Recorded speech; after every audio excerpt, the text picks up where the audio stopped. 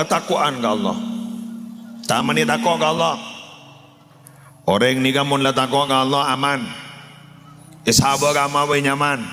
Tak dus nodus saja. Pelako ke orang tak kira ngecok pesen cerah kena. Betul? Tak kira congocuan cerah kena. Pabiniin berpaan mon takwa ke Allah. Kerucak dia kena takwa ke Allah. Jaga binina, rabat binina. Akhirnya berharapu dididik binina, dibimbing binina. Kenapa? Karena ini dia yakin ini amanah dari Allah. Allah seperti. Andi di lakeh. Sebini ternyata andi lakeh. Ketika punya takok ke Allah, sebini bah ngucap.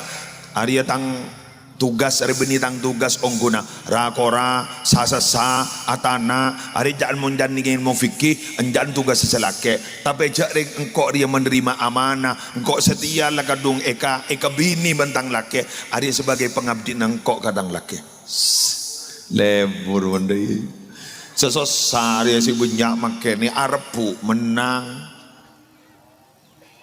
orang basalah kapi sebener kun aban tibi kini kepah ijapok penyakit kardiman karpa tibi orang salah sebener aban tibi badah sekelangkong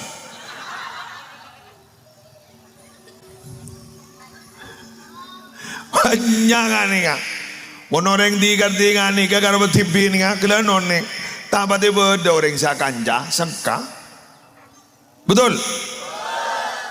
mon ngangkui wazan tafa'al jan pondok istirak harus saling berarti saling harus siap maksudnya dharma mon sambian siap menasihati maka sambian harus juga siap dinasihati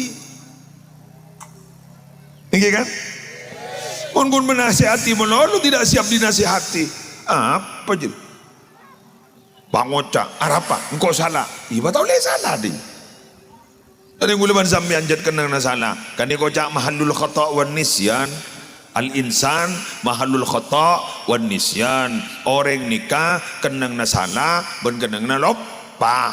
Bukti aja lupa, kadang bagi apa jang dak temu rakaat. Ada rakaat telo, apa rakaat pampa lah kalau lupa. Kalau tak kalau lupain ke keluarga lah untuk. Selalu coba deneng yajak entar ke pasar binin pemasok ke pasar kok rokokan tak rasa jak begini nanoro tak pahmole keluar dari pasar binin bah ngak lengaan dem matang lakir le san ledawa ka roman nas anan bah ngocak kemap mbuk pai aduh cecer